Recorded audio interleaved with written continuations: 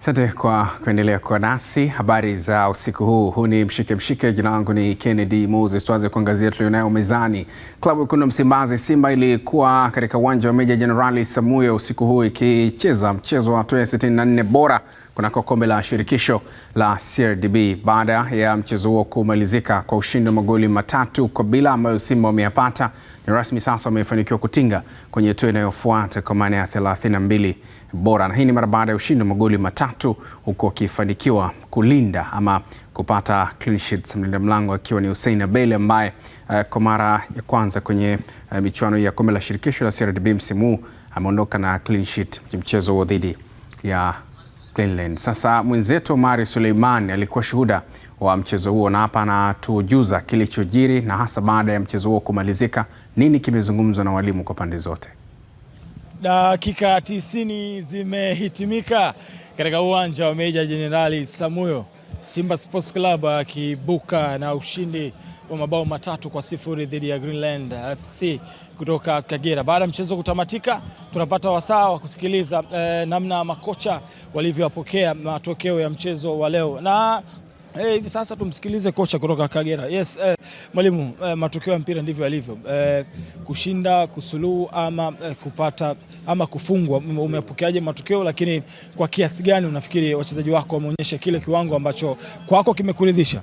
Kwanza nashukuru Mwenyezi Mungu tumeweza mechi salama bila kupata matatizo kwenye mechi yetu.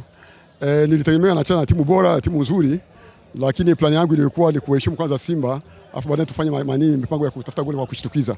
Lakini sasa kwa bahati mbaya au bahati nzuri na watu walikuwa na experience, fasi moja kipata wanaitumia, ndio kimetugharimu. Lakini plani yangu ilikuwa ni kuheshimu kwanza Simba ili tujue namna gani tutatafuta goli na sisi la kuweza kuwafunga. Funzo kiasi gani unaondoka nalo kwenye mchezo huu? Labda kwa kuwa hii michezo ya CRDB ndio tumeshatoka, nafikiri tutapanga msimu mpya. Hivi tunaenda nyumbani kupumzika, subiri msimu mpya wa ligi ya mkoa, na tushamaliza ligi yetu, tusubiri tena turudi kwenye CRDB Bank na ligi ya mkoa mwakani. Shukrani sana. Naam, ni mwalimu huyo wa Greenland FC. Hapana shaka umeweza kumsikia akieleza namna alivyopokea matokeo ya mchezo huu. Ni mabao 3-0 Simba Sports Club akipata ushindi huo. Sasa ni wasaa kumsikiliza kocha wa Simba Sports Club Steve Becker. Congratulations coach with the result, but are you satisfied with the performance today? Yes, I am. I thought it was a solid performance. Maybe not spectacular. You know, whenever you play these games, people expect you to score 6-7 goals, but ultimately it was an opportunity to play some players who hadn't played minutes, and you know, at least they all came through. We got the 3 goals. Possibly should have had 1 or 2 more, but defensively I thought we were solid. We counter pressed really well. Our rest defense was really well organized, so they didn't really have any opportunities. So yes, I'm satisfied with the performance. The shadow is up. Back-to-back matches are coming. We've seen changes today. You made some changes. Should we wish to see more rotation in coming games because of the shadow of the timetable? Yes, obviously busy timetable ahead. A big week for us to play. You know, get back to the league campaign. 3 away games in 1 week, so it's not easy, but yeah, I think we're on the right track. We're starting to build a bit of momentum, you know, scoring goals, keeping clean sheets. You know, those are things that you need to be doing. So yeah, hopefully some of the players that had a break this evening will be nice and fresh and ready for the weekend. Thank you, all the best. Thank you. Ni mwalimu huyo Steve Becker. Hapana shaka mweweza kumsikia akieleza namna alivyopokea matokeo ya mchezo huu. Hivyo ndivyo mambo yalivyotamatika katika mchezo huu. Kwa niaba ya timu nzima iliyohakikisha inakuletea matangazo haya mubashara, mimi ni Omari Suleiman, naendelea kutazama Azam TV. Azam TV, burudani kwa wote.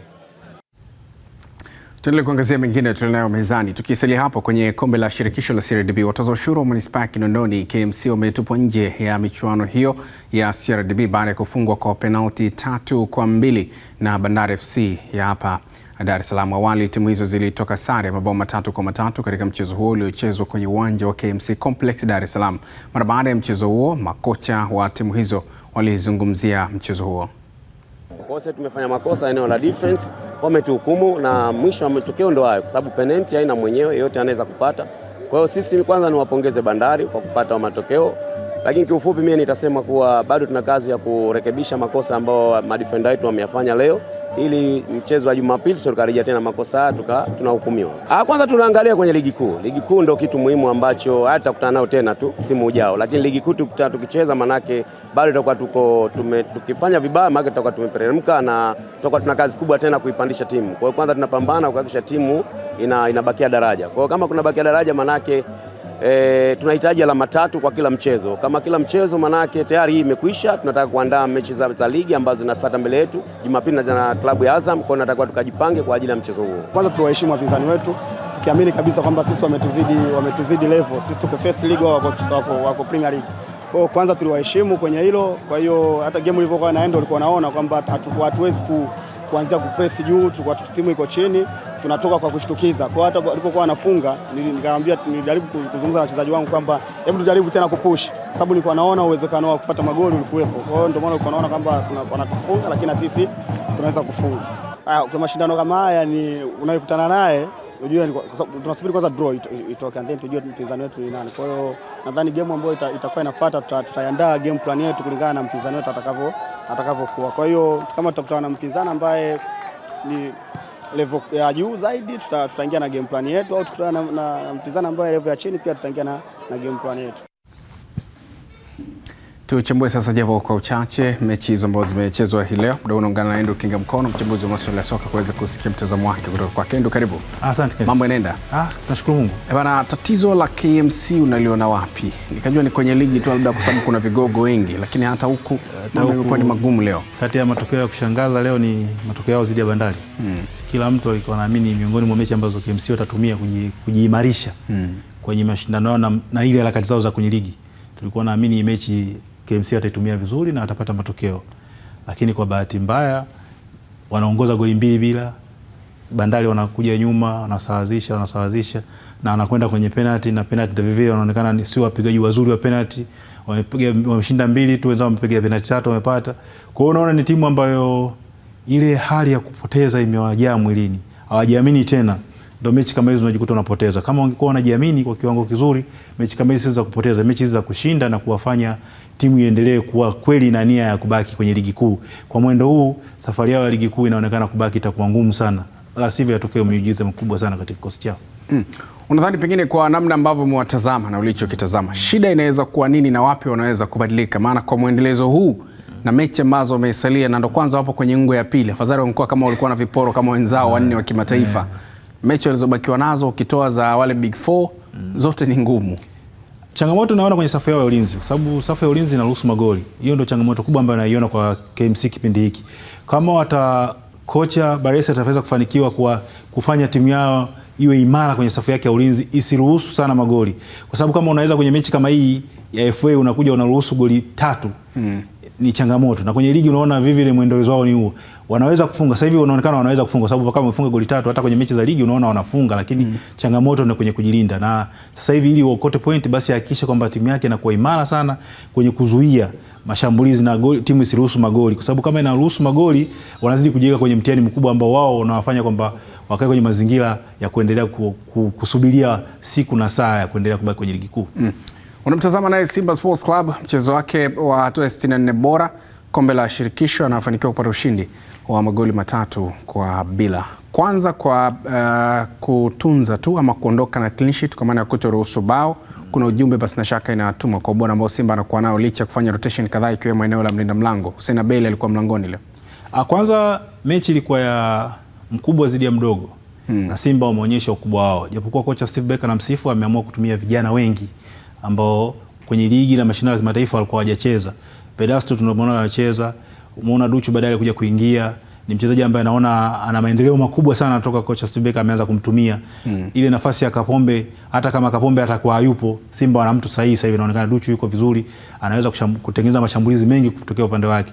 Mligo bado ana machangamoto mitatu, lakini kutokana na mechi ilivyokuwa ilikuwa ndani ya uwezo wake, haina ya wapinzani wao, hawakuwa na mashambulizi mengi kwao. Kwa hiyo kocha alifanikiwa, wamepata matokeo mazuri, wameshinda, lakini kwa watu wengine wangetamani kuona goli 4-5, lakini mimi nasifu kwa sababu vijana wametumika, wameonyesha uwezo wao. Ni timu ambazo zilikuwa zinalingana, japokuwa huyu mwingine ana historia kubwa kumlinganisha na mwenzake. Kiwango cha Simba ambacho umekiona na shughuli nyingine alionayo kwenye mechi zinazofuata, maana hapa atasubiri draw ya 32 bora, lakini si mechi pekee ambazo atacheza, ana mechi nyingi mbele. Nini umekiona? Ni dalili gani? Kwa sababu ukiacha hapa alikotoka kimataifa mambo hayakuwa mazuri. Kwanza namuona kocha anaendelea kutengeneza timu yake. Kwa sababu kocha anatengeneza timu katikati ya mashindano. Yuko kwenye msimu na anatengeneza wachezaji wengi ni wapya na yeye mwenyewe ni mpya. Kwa hiyo kwenye kutengeneza timu unapokuwa unaokota matokeo kwa timu kama Simba, kwa kocha kwanza inakurahisishia kutulia. Kwa hiyo anaonekana kocha anaweza kuelekea kwenye malengo yake kwamba aendelee kutengeneza hii timu mpaka mwisho wa msimu. Nadhani atakuwa na kitu kizuri zaidi kama wana Simba wataendelea kumwamini na kumpa nafasi tena ya kuendelea na mkataba wake. Kwa sasa hivi timu inaonekana kidogo inaanza kucheza, inaweza kutengeneza mashambulizi, inaanzia nyuma, unaona watengeneza nafasi, japokuwa bado kwenye ile mipira ya mwisho kumalizia ushambuliaji bado umekuwa ni changamoto. Magoli wamefunga leo 3, bado timu ilitengeneza nafasi nyingi zidi ya timu ambayo iko daraja la 3 sio la pili. Kwa hiyo umeona kabisa kwamba Simba alistahili kucheza na kutengeneza nafasi nyingi za kufunga, lakini bado nafasi walipata, wamepiga mashuti. Kipa wao wa Greenland alikuwa kwenye kiwango kizuri, aliokoa sana. Kwa hiyo nadhani bado kwenye kumalizia ni changamoto ambayo Simba anatakiwa ifanyie kazi, na ndicho ilichowaangusha kwenye ligi ya mabingwa msimu huu. Yaani kwenye kumalizia ilikuwa ni changamoto kubwa sana. Kwa hiyo akiweza kutatua kwenye hilo tatizo la kumalizia, mwalimu akiweza kuja kwenye mstari mzuri, Suleiman Mwalimu akaanza kufunga magoli, Sowa akirudi kwenye ligi akaanza kufunga magoli, nadhani itakuwa Simba itakuwa imeimarika zaidi kwenye tatizo hilo, kwa sababu nyuma naona wanacheza vizuri, katikati wako vizuri, pale mbele ndio changamoto yao ilipokuwa. Shukrani sana. Lakini kwa sasa tumkumbushe tu mtazamaji kwamba huu ni mshike, endelea kuwa nasi.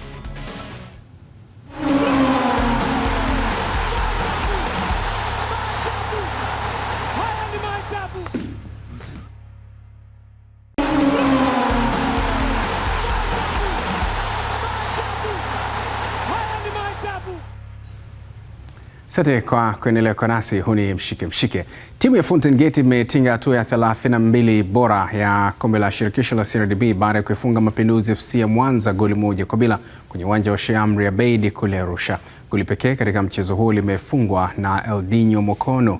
Baada ya mchezo huo, kocha wa Fountain Gate Mohamed Laiza na mwenzake Athumani Bilal Bilo wa Mapinduzi FC wakatoa neno. Niwapongeze wapinzani wetu, walikuja na approach nzuri toka mwanzo. Haikuwa rahisi kwetu kupata pointi 3 kama jinsi ambavyo watu wanavyofikiri.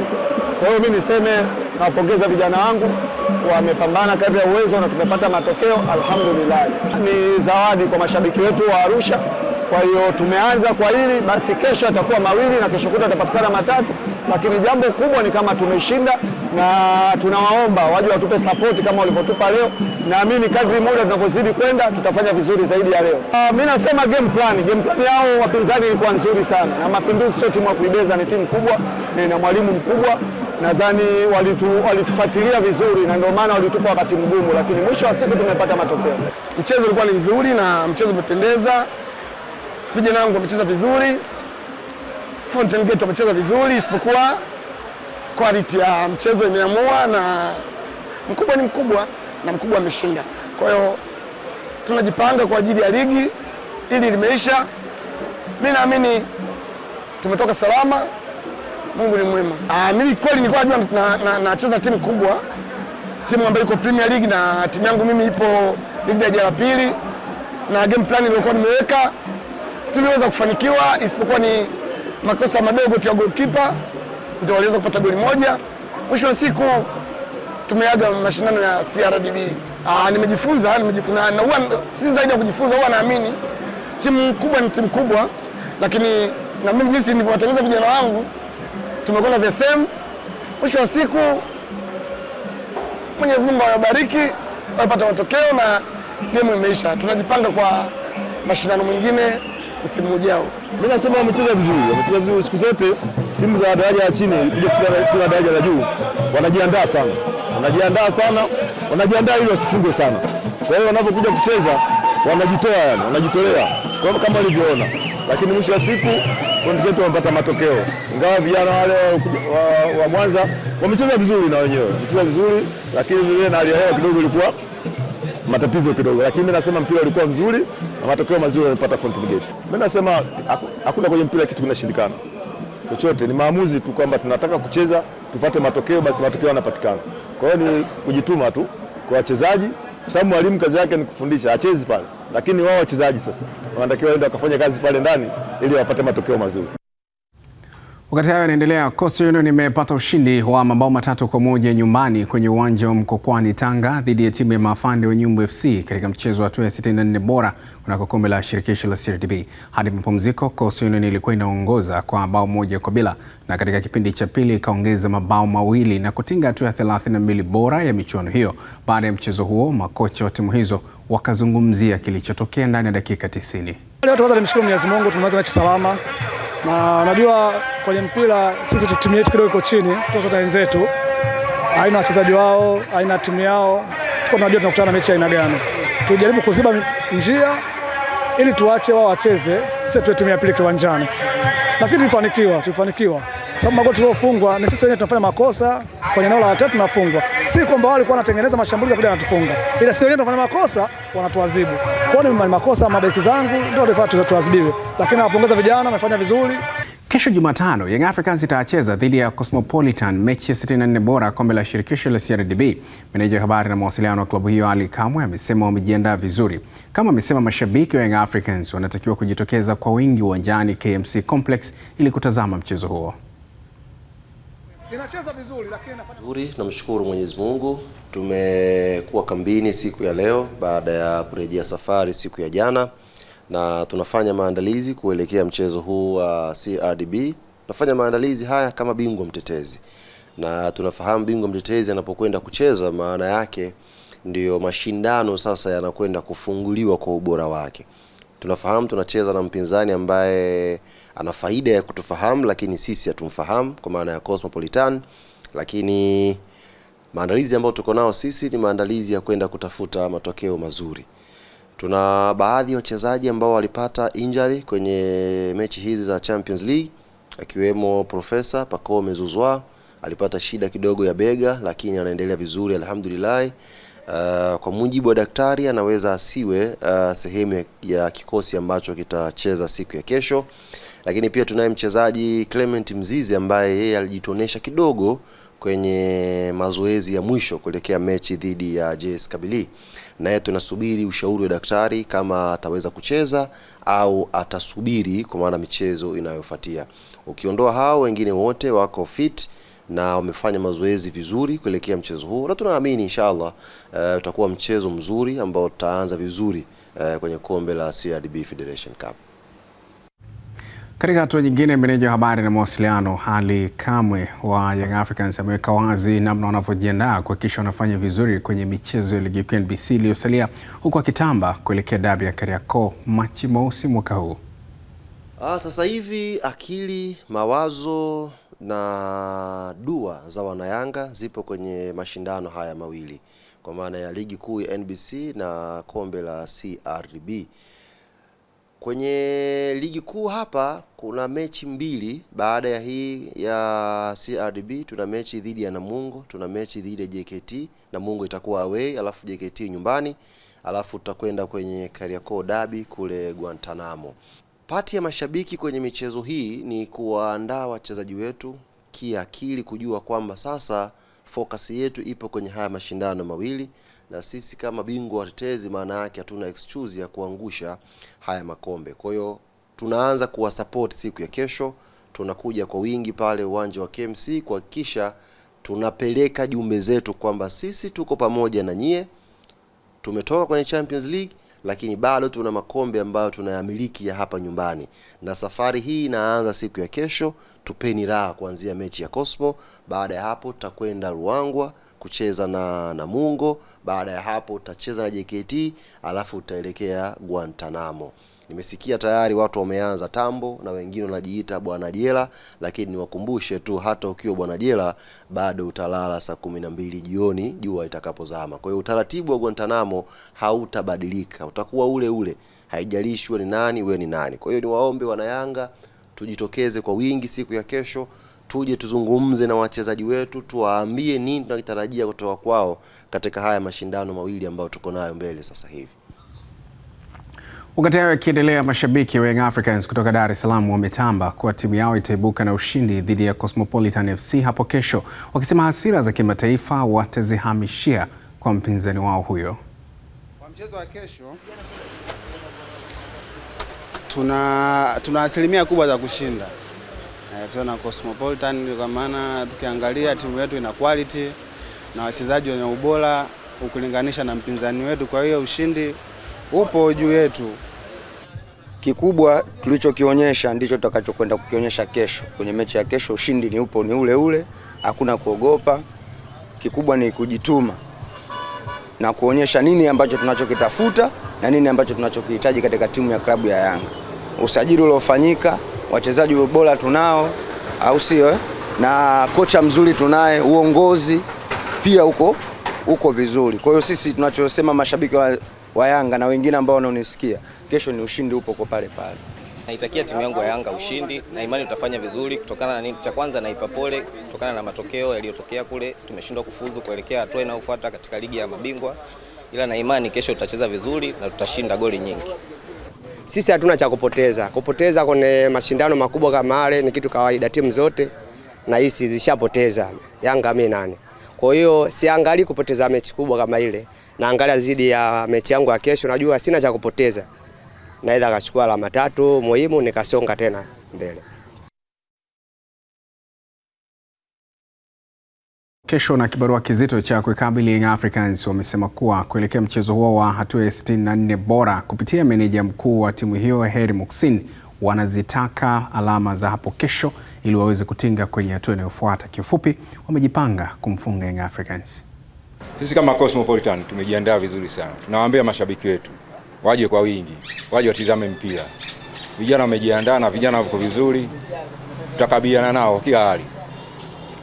Na wategemee burudani nzuri kabisa kwa sababu ya mchezo huo.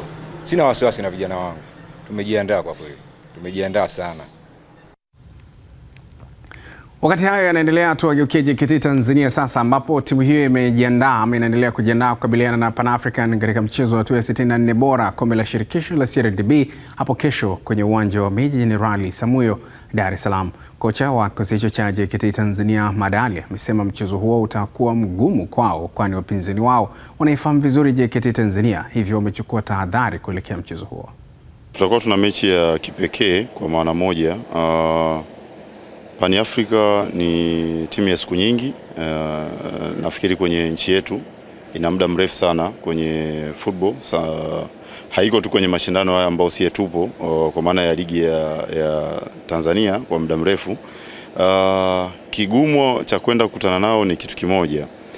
I think Pan Africa wanatujua ila sisi hatuwajui, kwa sababu hatujawahi kuona wanachezaje, lakini wao muda mwingi wanaona JKT jinsi ambavyo inacheza. Huo ndio ugumu ambao tuko nao kwenye maandalizi, na tunajaribu kuona namna gani ambavyo tunaweza tukabiliana na timu ambayo hatuijui ila yenyewe inatufahamu. Haitakuwa mechi ya rahisi hivyo. Kwa haya mashindano ni knockout. Hatuwezi kusema kwamba labda tukikutana leo na kesho na Pan Africa tutakutana naye tena. Hapana. Tukishakutana naye, kama tumepata nafasi ya kusonga mbele tutakutana naye tena. Kama yeye atapata nafasi, ina maana tutakutana naye tena. So tuna tahadhari hizo na maangalizo yao, kwa sababu tunakwenda kucheza mchezo wa knockout, na last season tulifanya vizuri kiasi kwa maana kufika hatua ya nusu finali. Kwa sasa nafikiri kama mwalimu pamoja na wachezaji tuna deni kwenye timu ya JKT, kwa maana tusogee nafasi za juu zaidi. Kama tuliweza kufika kwenye semi-final, basi tufike kwenye finali. Ndio malengo ambayo tuko nayo, lakini hatuwezi kufika kama hatujakutana na mechi kama ambao tutacheza kesho na mechi zingine. Kwa hiyo focus yetu na malengo yetu kwa sasa ni kuangalia jinsi gani ambavyo tunakutana na hiyo mechi ambayo kipekee niseme ni mechi ngumu kwa sababu hiyo, lakini tutajitahidi kuwa bora kwenye ubora wetu ili tuweze kufanya vizuri kwenye hiyo mechi. Tukisalia hapo kuelekea mchezo huo wa kombe la shirikisho la CRDB dhidi ya JKT Tanzania, mjumbe wa bodi Salum Kibavu pamoja na kocha mkuu wa Pan African Mwinyi Madi Tambaza wamesema licha ya ukubwa na ubora wa mpinzani wao, lakini wana wachezaji wazuri, hivyo wamefanya maandalizi mazuri ili kuibuka na ushindi katika mchezo huo hapo kesho. JKT ni timu kubwa.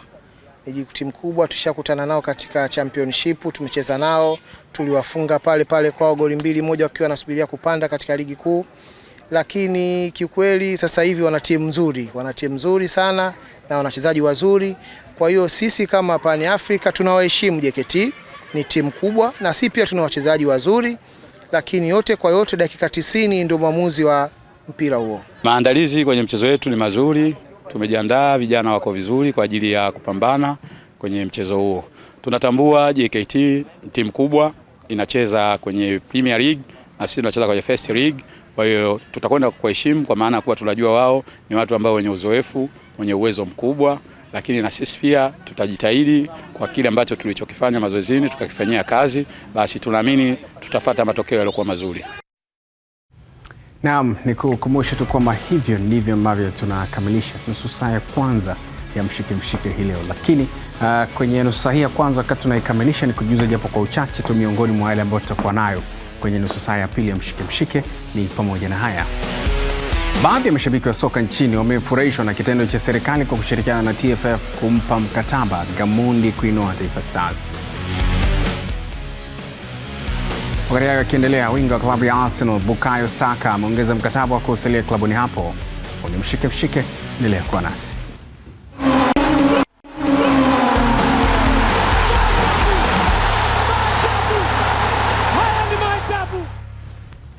Asante kwa kuendelea kwa nasi. Huu ni mshike, tuendelee kuangazia tulionayo mezani. Rasmi dabi ya Kariakoo itakayozikutanisha Yanga na Simba itachezwa Machi mosi mwaka huu saa 2:15 usiku kwenye uwanja wa Amani visiwani Zanzibar. Afisa habari wa bodi ya ligi Tanzania TPLB Karim Boimanda ametoa ufafanuzi kuhusiana na mapendekezo ya Young Africans ambayo ni wenyeji wa mchezo huo kutumia uwanja wa Amani uliopo visiwani Zanzibar. Complex na bodi ikafanya tathmini, na kwa sababu huo uwanja ni uwanja mmoja kati ya viwanja ambavyo vilikaguliwa na vimepitishwa kutumika kwa michezo ya ligi kwa mujibu wa kanuni, basi tukaijibu Young Africans Sports Club kwamba ombi lao limekubaliwa, na ndio sababu mchezo sasa unakwenda kufanyika kwenye uwanja wa Amani Complex. Kwa hiyo si tu kwamba Young Africans Sports Club waliamua kuhamisha mchezo, hapana, ni kwa sababu uwanja huo walitaarifiwa kwamba una matumizi mengine. Hii ni sawa tu na pale ambapo timu husika uwanja wake unafungiwa labda kutokana na mapungufu kadhaa, klabu ile inalazimika kikanuni kupendekeza jina la uwanja mwingine na kupeleka yale maombi bodi ya ligi kuu Tanzania, ambapo bodi inafanya tu sasa zile taratibu zake kuhakikisha huo uwanja una sifa. Kama una sifa basi wanakubaliwa na mchezo unahamishwa. Wakati hilo likiendelea, tukisalia hapo katika hatua nyingine, Karim Boimanda amegusia kuhusiana na ratiba ya ligi kuu NBC ambayo ipo kwenye maboresho na itatolewa hivi karibuni baada ya timu zilizokuwa zinawakilisha Tanzania kimataifa kutolewa. Pia amesema licha ya changamoto zilizopo wamejipanga kumaliza msimu kwa wakati sahihi. Kweli tuliandaa ratiba ya ligi tukitoa nafasi kwa klabu zetu 4 kwa maana Young African Sports Club na Simba Sports Club kwenye klabu bingwa Afrika na Singida Black Stars na Azam FC kwenye kombe la shirikisho kushiriki mpaka mwisho kwa maana ya hatua ya finali. Lakini kwa bahati mbaya zimeishia kwenye hatua ya makundi na kwamba zimeshindwa kufuzu hatua ya robo finali. Kwetu ni bahati mbaya, tulishaandaa mazingira ya wao kufika mpaka hatua ya finali kwa maana ya ratiba ambayo tuliandaa, lakini sasa kwa sababu zimeshaondolewa, maana yake ni lazima tuketi kufanya maboresho ya ratiba, na hicho ndicho ambacho sasa hivi kinaendelea, na naamini ndani ya hizi siku chache tutatangaza ratiba iliyofanywa maboresho, ikiondoa sasa zile nafasi ambazo zilitengwa kwa ajili ya klabu zetu kwenda kucheza michezo hiyo ya mashindano ya Afrika. Kwa hiyo cha msingi ni kwamba kila kitu kinakwenda sawa. Ratiba itakapokamilika, maana yake ya maboresho yatakapokamilika, tutashare na public, na sasa kila mtu atafahamu kwamba tunaendeleaje na mchezo ya ligi. Tuna msimu mgumu, tumekuwa na kipindi kifupi sana cha kucheza, ratiba yetu ni ngumu, tunasikia malalamiko yapo, lakini uzuri ni kwamba ni malalamiko ambayo yanafahamika msingi wake ni nini. hakuna namna nyingine yote ya kuyakwepa. Hizo changamoto zote ambazo tunakutana nazo msimu huu ni changamoto ambazo hatuwezi kushindana nazo, ni lazima tuzikabili kwenda kumaliza msimu kwa wakati. Kwa hiyo wito wetu ni kwamba klabu ziendelee kujiandaa kufanya maandalizi mazuri ya michezo yake ya ligi. Nafasi kati ya mchezo na mchezo ni wazi itakuwa finyu tangu hapo mwanzo, lakini cha msingi ni kwamba ratiba hiyo itafuata kanuni. Hata hii ambayo inakwenda kufanywa maboresho sasa hivi itafuata misingi ya kanuni na kila kitu kitakwenda sawa. Ni wao tu sasa kujipanga kwa ajili ya kuhakikisha wanashiriki hiyo michezo kikamilifu kwa ushindani, ili tuweze kuja kupata bingwa ambaye atakuwa ametokana na ushindani wa dhati. Naam, tuendelee kuangazia mengine tulionayo. Mwanachama wa Simba Sports Club Said Michacho amewatahadharisha watani wao wa jadi Young Africans kutowadharau kuelekea katika mchezo dhidi yao utakaochezwa Machi mosi mwaka huu kwenye uwanja wa Amani visiwani Zanzibar. Mtani naona kutoka jana anasema kwamba yeye maangamizi yake yote itakuwa tarehe 1. Umeona? Kwa sababu uchungu wake wote wa jana ule ataumalizia tarehe 1, lakini mimi nasema kwamba si rahisi, kwamba wao kila siku sisi watupige, hatukubali. Safari tarehe 30 tarehe 1 hatutakubali tena kufungwa na Yanga tena. Yes, asoma kana uwanja wake kule wa Zanzibar atoki mtu. Mbona sisi akija huku kwa Mkapa naye sisi tunasema hivyo kwamba atoki mtu. Tunakwenda Zanzibar, kwa nini tusende? Tunakwenda kupambana huko. Umeona? Sasa sijui tena katika huko mapambano ya huko itakuwaje.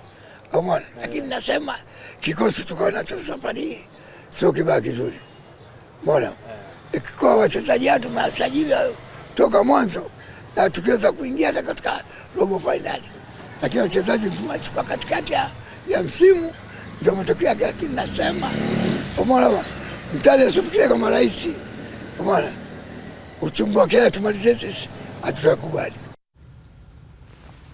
Naam, tusalie hapo kwenye kutazama maandalizi yalivyo kuelekea dabi. Kama utakuwa unakumbuka, jana nilikusimulia kuhusiana na nyota wa zamani Gilbert Mahinya aliposimulia hadithi yake mpaka walipofika katikati, tukakwambia kama tutamalizia leo. Sasa leo tunaendelea na simulizi hiyo ya nyota wa zamani wa Young Africans Gilbert Mahinya, ambaye jana alieleza kuhusiana na kujiunga kwake na Yanga akitokea Sunderland ambayo ni Simba ya hivi sasa. Tulishia pale ambapo ameingia uwanjani na mashabiki wamepigwa na butwa akiwa katika jezi ya timu pinzani. Na wapenzi wengine, hata wapenzi wa Yanga wengine walipigwa na butwa. Ni kweli yeye huyo au mwingine? Unaona? Kwa hiyo wale waliokuwa wameniona vichangwe na vigeregere ikawa kubwa sana. Kwa hiyo tulicheza mpira. Hiyo usiku kama ulisikia enzi hizo tuliwafunga Yanga Simba, Sunderland goli 5. Mechi hiyo. Tuliwafunga. Ilikuwa mwaka 60, hiyo 68 hiyo. Tuliwafunga goli 5 bila. Baada ya kuondoka pale mimi nilifunga moja. Nilifunga moja katika hizo 5 hizo. Mule uwanjani wale rafiki zangu wa Good Hope wale, yule Alikajo na mwenzie Mbaraka alikuwa goalkeeper. Alikajo alikuwa ndo winga wa Sunderland. Nilipofunga goli mimi la 4, si la 4, ilikuwa la 4 kitu kama hivyo, la 4 la 3. Goli la 3. Yule bwana Alikaja alishindwa kuvumilia. Alinifuata akaniambia, bwana, ndio umeamua kweli au mimi naota ndoto? Tuko uwanjani tunacheza, yeye anacheza Sunderland, mimi nacheza Yanga. Ndio ananiuliza, hivi kweli umeamua kweli au mimi naota ndoto? Nikamwambia sio ndoto, kweli sioni nimekubamiza.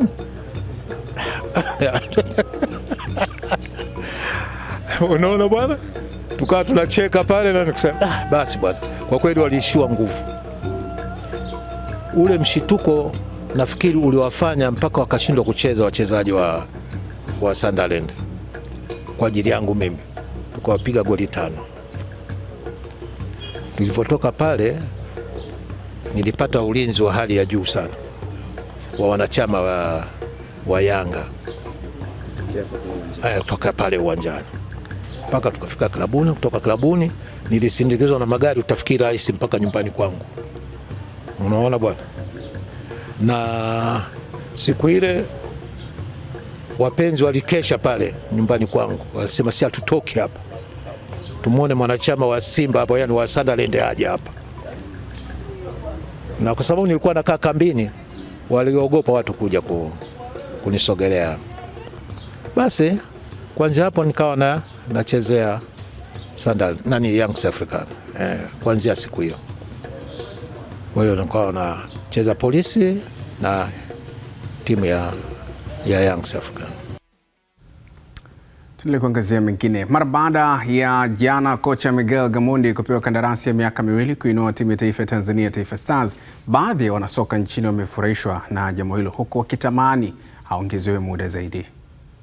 Gamondi yani anastahili sana kupewa mikoba zaidi, yani sio miaka 2 tu, apewe hata milele. Kwa sababu la kwanza tumemwona kwanza Gamondi wachezaji wa ndani kwanza anawafahamu vizuri wote. Kwa hiyo ana uwezo wa kuchagua timu kupitia wachezaji wa ndani tu, pasipokuwa ana kuchukua hata mchezaji wa nje. Uwezo huo anao kwa sababu anawajua vizuri wachezaji wa ndani wa hapa Tanzania. Kwa hiyo anastahili sana kupewa huo mkataba wa miaka 2 au la na kuendelea. Kwa mimi ninavyoona yani miaka 2 ni midogo kwa jinsi mambo tunaonyesha Gamondi. Yani kakaa siku chache, lakini timu tumeiona na vitu alivyofanya tumeviona kama kweli ni kocha. Na sio Taifa Stars tu. Tangu alivyokuwa timu zingine, alikuwa Yanga, timu imefuzu imefika hatua fulani, Singida timu imefuzu hatua makundi, Taifa Stars tumeona mpira tuliocheza tumefungwa, ndio tumeingia hatua 16 bora ambao miaka mingi hatujawahi kuingia hatua hii hapo, lakini tumeingia na tumeonyesha kweli. Kwa mkataba aliopewa wa miaka 2 nahisi ni muda mchache sana kutokana na kiwango chake ambacho alionyesha. Alikuja Tanzania akiongoza Young Africans, lakini tuliona makubwa ambayo kafanya. Alikuja akacheza na timu kubwa kongwe ambayo ni Mamelodi Sundowns kutoka South Africa. Tuliona mechi yake ya nyumbani alitoa draw, kaenda kule tukatolewa kwa matuta, lakini tukarudi tena tukajiandaa, akapata nafasi ya kuondoka kwenda nje, lakini amerejea tena na kiwango chake tumekiona. Ameenda kuiongoza Taifa Stars kwenye hatua ya AFCON, amepewa mechi wiki 2, lakini tumeona kiwango chake ambacho wakionyesha. Tumeenda mpaka 16 bora tumecheza, lakini tulitolewa bahati mbaya kutokana na makosa ya wachezaji na waamuzi pia, lakini haikuwa upande wetu. Lakini nasema Miguel Gamondi ni kocha sahihi ambaye tumepewa. Kwa mimi naona ni sahihi kutokana tumeona ile mazuri ambayo ameyafanya toka hapo awali. Alikuja akiwa na Yanga, akatoka Yanga akaenda kule Singida, na umeona Yanga kaifikisha wapi mpaka leo Yanga anapiga mpira kutokana na Gamondi, falsafa zake. Kwa hiyo hata tulivyotoka kule kwenye mashindano yale ya AFCON kule tumeona mpira tuliocheza mzuri. Kwa hiyo kama hilo wameliona wao wamemgaia, na sisi tumelizika tukiwa kama mashabiki wa timu ya taifa ya Tanzania.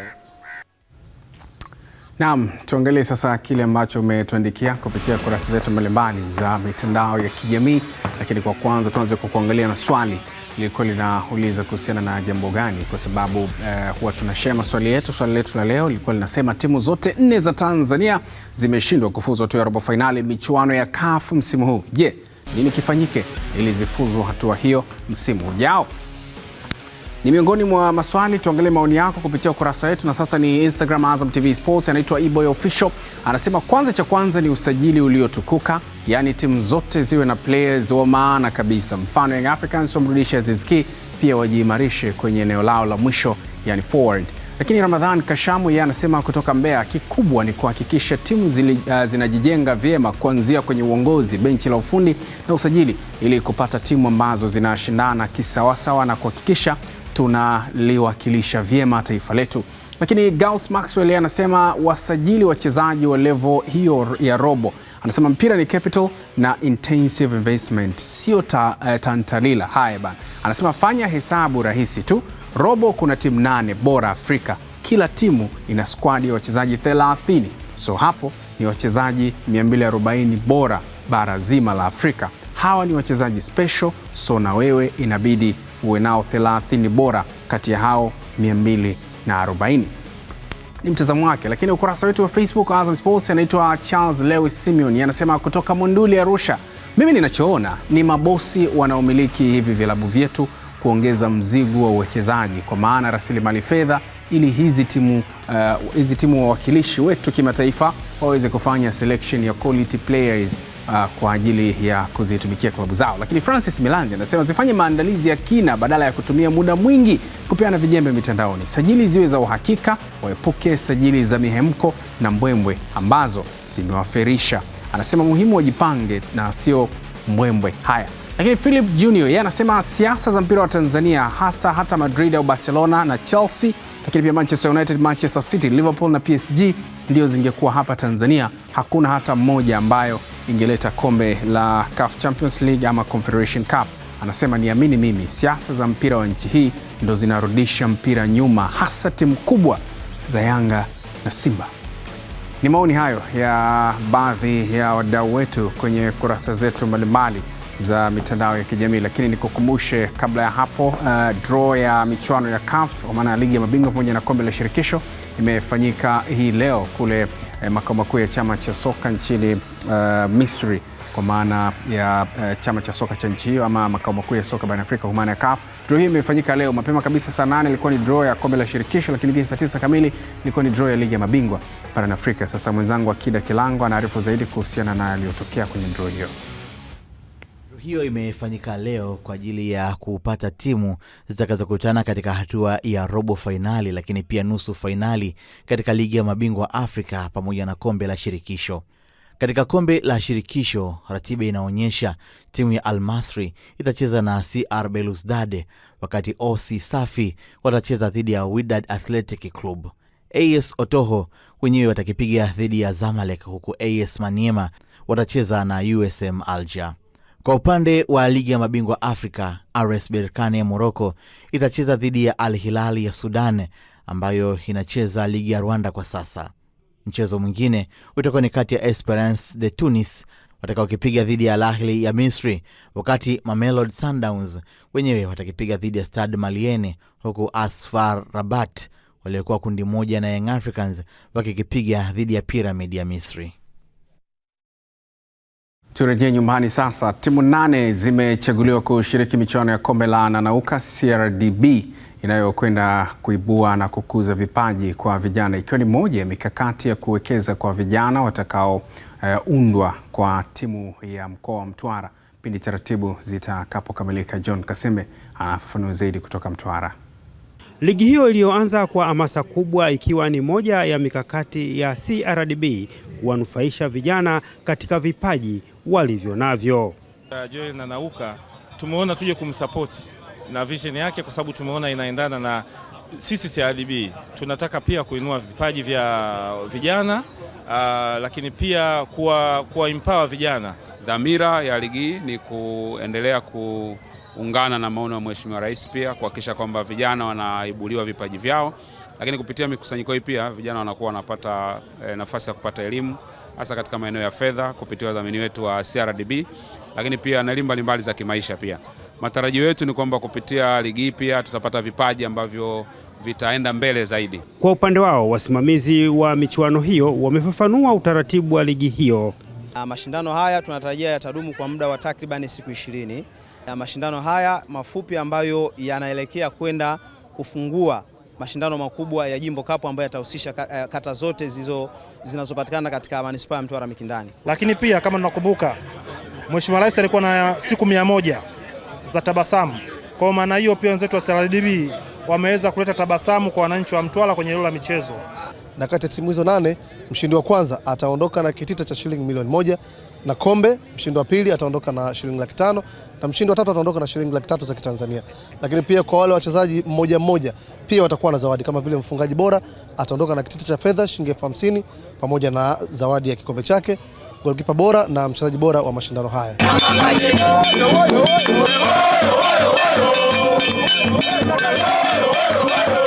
Kwanza kwa ligi hiyo, timu zote zilizoshiriki zimegawiwa vifaa vya michezo, ikiwa ni moja ya hamasa ya ushiriki wao. Nikiripoti michezo kutoka Mtwara, John Kasembe, Azam Sports. Winga wa klabu ya Arsenal Bukayo Saka ameongeza kandarasi itakayomfanya asalie kwa washika bunduki wa jiji la London hadi mwaka 2031. Atakuwa ndiye mchezaji anayelipwa pesa nyingi zaidi. Mkataba wa awali wa Saka alikuwa ameusaini mwaka 2023 ulikuwa unafikia tamati mwaka 2027, na sasa atakuwa akilipwa kiasi cha pound 300,000 kwa wiki, sawa na bilioni 1 na milioni 700 kwa shilingi za Kitanzania. Taarifa ya kuongezewa kwake mkataba imekuja wakati huu ambapo Arsenal wanapambana kuikata kiu ya miongo kadhaa pasina kutoa taji lolote la Premier League. Mpango wao wa sasa ni kuhakikisha wachezaji wao wanasaini mikataba ya muda mrefu, ambapo hadi sasa tayari William Saliba, Gabriel pamoja na Ethan, lakini pasina kumsahau pia Miles Lewis, miongoni mwa nyota ambao wamesaini kandarasi mpya za kuongeza mikataba kunako kikosi hicho. Nikukumbushe tu kwamba mbali na hilo kuna sakata kubwa ama mwendelezo wa kuona ni kwa namna gani kila mmoja anajiandaa kuelekea michuano mikubwa itakayofanyika hivi karibuni. Sasa mkuu wa usalama kutoka shirikisho la soka Afrika CAF, Dr. Christian Emurua pamoja na mkuu wa miundombinu wa CAF Stefan Torokia wamekagua miundombinu mbalimbali katika miundombinu itakayotumika katika fainali za AFCON 2027. Wakiwa nchini Uganda, viongozi hao wa CAF wametembelea na kukagua miundombinu kadhaa itakayotumika katika fainali hizo, ikiwemo uwanja wa Mandela uliopo Namboole, Hoima City Stadium, Fufa Stadium, Kadiba na pamoja na viwanja vya mazoezi ikiwemo chuo cha Kembogo, lakini pia uwanja wa chuo kikuu cha Makerere. Lakini pia siku mbili hizo watazitumia kwa ajili ya kuendelea kukagua maeneo mbalimbali, na hii ilianza jana Februari 16 na imefika tamati leo Februari 17.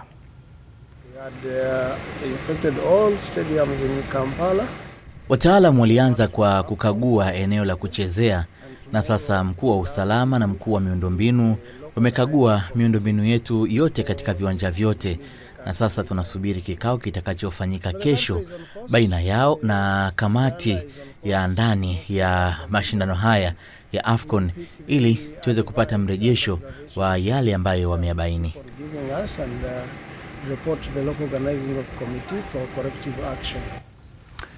Mwisho wa mshike hii leo, lakini kabla sijaondoka nikukumbushe tu japo kwa uchache miongoni mwa yale ambayo nimekujuza hii leo. Ilikuwa ni pamoja na haya: Simba yatinga hatua ya 32 bora kombe la shirikisho la CRDB baada ya kuifunga Greenland magoli 3-0.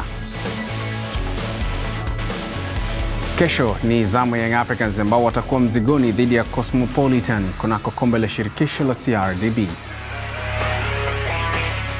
Na winga wa klabu ya Arsenal Bukayo Saka ameongeza mkataba wa kusalia klabu ni hapo hadi mwaka 2031. Mwisho mshike hii leo. Kwa niaba ya wote ambao wamefanikisha matangazo haya, jina langu ni Kennedy Moses. Uwe na usiku mwema.